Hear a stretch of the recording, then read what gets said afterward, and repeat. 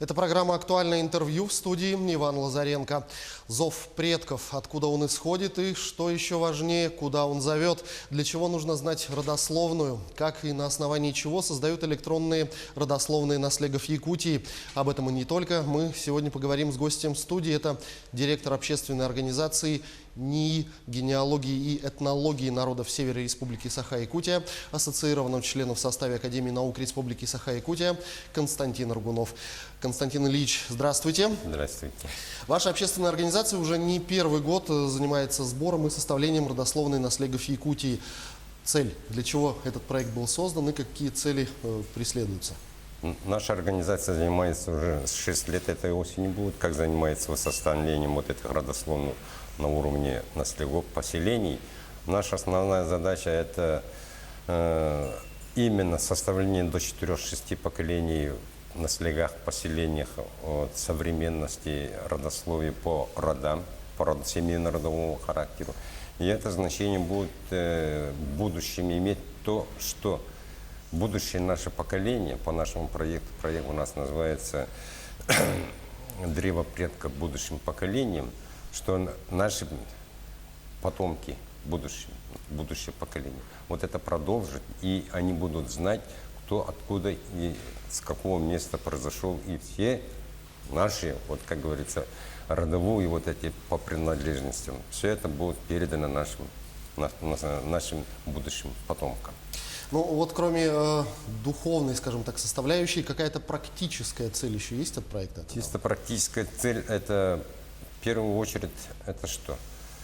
Ну, зная именно свою родословную историю предков и до современности, то есть до себя и до внуков, ну, допустим, да, человек может ответить в первую очередь, это кто я. Почему? Потому что наш головной мозг, мы будем говорить тогда, наш биологический компьютер, именно складывается от того опыта предков, которым мы до сих пор и до прихода в наш мир. Да. И поэтому следующее. Зная свою родословную, человек может знать свои положительные, отрицательные, свои медико-биологические особенности своего организма и знать чисто практически это, как говорится, в семье, в роду, все люди никогда друг друга не потеряют. Я не говорю про глобальную действие, это основа. Да? Следующее. Зная свое родословие и в то же время зная состав семьи, состав своего рода, там, где мы нигде, никем, ничем не делимся, да, ни по цвету кожи, ни по конфессиональным направлениям, ни по своему, как говорится, характеру, ни по национальностям. Семья – это есть самое то составляющее вот весь наше общество, правильно же, да? Поэтому вот мы самой консолидирующей основой считаем, что вот это семейно-родовые архивы. И в том году, еще в сентябре, по Российской палате Российской Федерации уже резолюция была, что именно основой патриотического воспитания, это тоже практика, правильно? Патриотическое воспитание молодежи принять как духовную основу воспитания молодежи. Вот. Видите, как еще много аспектов, конечно. Этот год в республике объявлен годом консолидации. Можно ли говорить о какой-то консолидирующей составляющей вашего проекта? Мы считаем, что вот этот проект «Древо предков будущим поколениям», наследные архивы именно являются базовой частью, консолидирующей всех народов, этнос, коренных народов, в том числе и наших старожилов, с которыми мы не один век вместе проживаем. Да. Вот это и является чисто идеологической основой консолидации по духовной части, которая должна ставиться не меньшей мере и на том же уровне, как вот именно экономическое развитие, которое мы ставим как будто бы выше всего. Естественно, благо человека, чтобы сделать человека, чтобы жил лучше, экономически надо развиваться, но в то же время нельзя забывать духовность. Поэтому мы считаем, что это в первую очередь духовная консолидирующая сила нашего всего общества. И мы всегда в этом отношении в том году проводили съезд вот, народов Республики Саха-Якутия, где 27 улусов принимали участие, около 500 человек. Да? И вот оно, в этом даже съезде мы воспринимали, ставили одну цель. Это консолидации всех народов Якутии с пророссийской идентификацией. Мы живем в Якутии, но мы в составе Якутии, понимаете, да? И вот именно в наследных архивах выходит, что в наследии собрана вся Россия, понимаете, да? Если в одной семье 4 национальности, которые представляют нашу Россию великую, понимаете, да, вот какая сила вот это. Вот это, я думаю, что должно стать самым актуальным. Актуальным в том смысле, что в наше время сейчас нас миллиона, даже меньше. Да, может, через 5 лет нас 5 миллионов будет, правильно же, да? И мы все растворимся.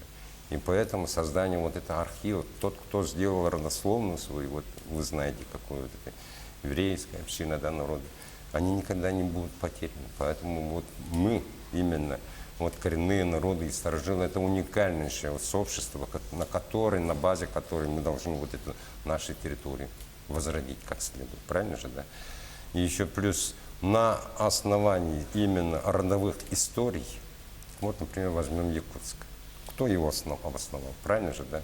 И кто сюда переезжал, кто рождался, кто жил здесь веками, правда? И оттуда и выходит вот вся история освоения территории нашей Якутии.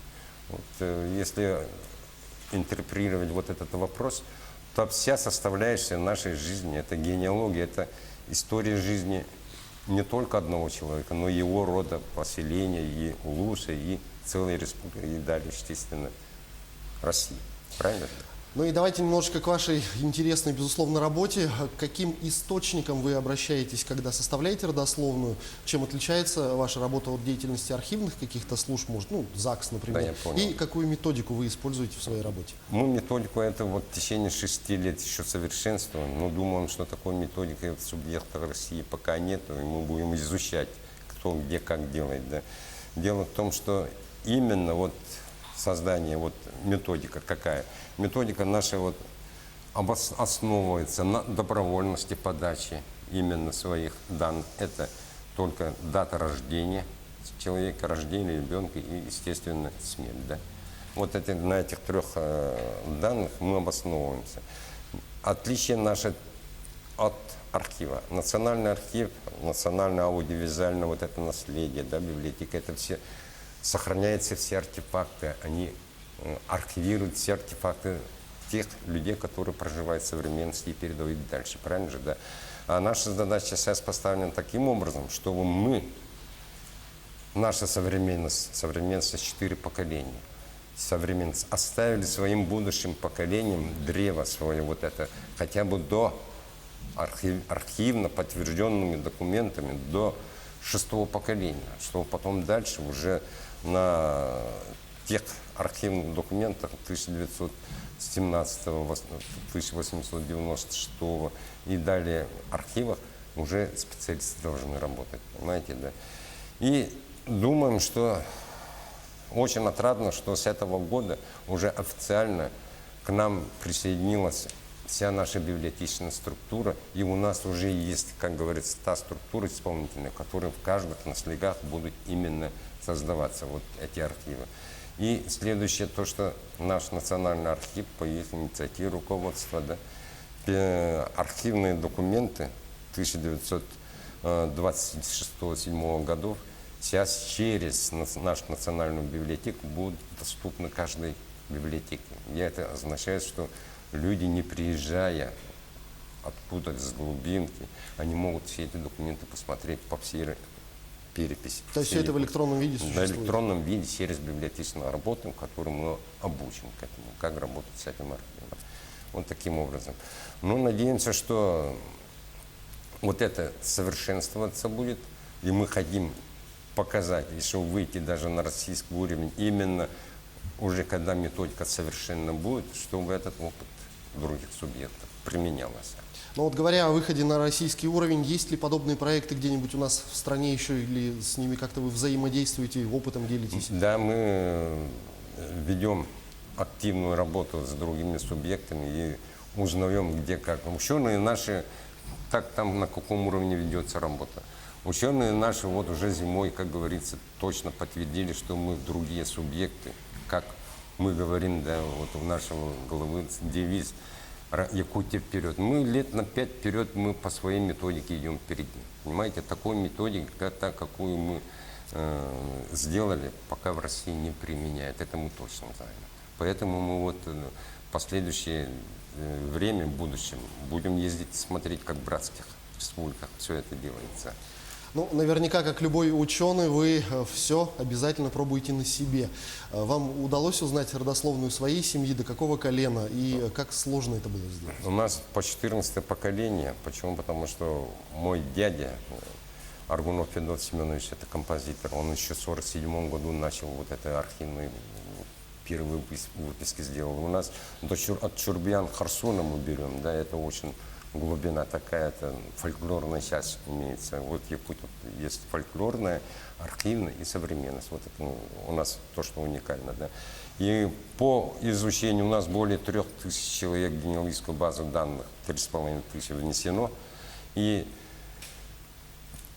даже на своем примере мы можем сказать, что миграцию родов можно четко проследить. Вот если мы с Игдейского наследия вышли, то мы через Усалданский, через Намский, через Горный Улус и пришли даже вот в Ангаласский Улус, до Тактырского наследия, те, которые себя идентифицируют родом Игдейский род. Понимаете, да, вот. Поэтому тут изучение родословия, вот в Якутии мы пока впервые среди субъектов России мы подошли к той грани, что генеалогия должна стать собственно, дисциплиной отдельной, на которой должны быть основаны все эти исторические, гуманитарные и так далее, науки. Почему? Потому что, зная генеалогию, тут и демография, понимаете, тут и социальные проблемы, тут и даже, можно сказать, политология можно быть, понимаете, да. Поэтому изучение вот родословия собственного, это очень глубокий анализ.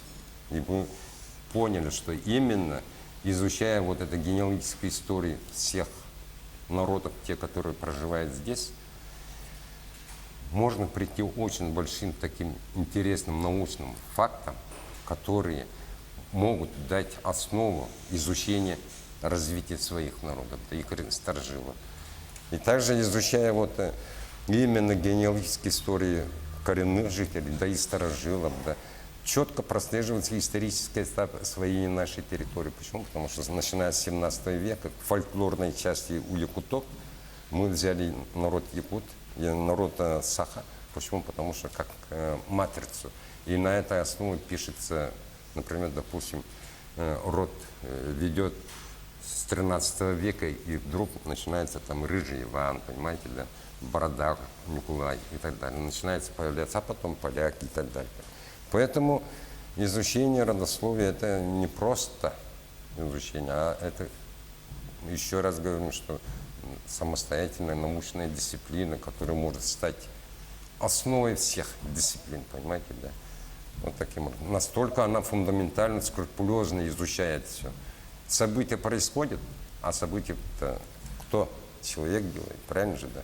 Где он родился, когда, как он вырос, и как дошло до того, что вот это событие по истечении сообщества этих людей, вот это событие произошло. Ну и в завершении нашей беседы, какие у вас планы в год консолидации по продвижению вашего проекта? Это исполнение резолюции съезда 2018 года, и мы хотим, чтобы именно вот это составление семейно-родовых архивов стало национальным, общенациональным проектом для всей республики, чтобы мы могли гордо выйти на российский и, может, на международный масштаб. Правильно же, да? Чем черт не шутит. Чем черт не шутит. Да. Константин Ильич, я благодарю вас за беседу. Спасибо, что нашли время и ответили на наши вопросы. Я желаю вам успехов в вашей нелегкой, но очень интересной работе. Спасибо. Спасибо. Это была программа «Актуальное интервью». На семейно-родовых архивах мы сегодня говорили с гостем нашей студии, директором общественной организации НИИ генеалогии и этнологии народов Севера Республики Саха-Якутия Константином Аргуновым. До встречи в эфире.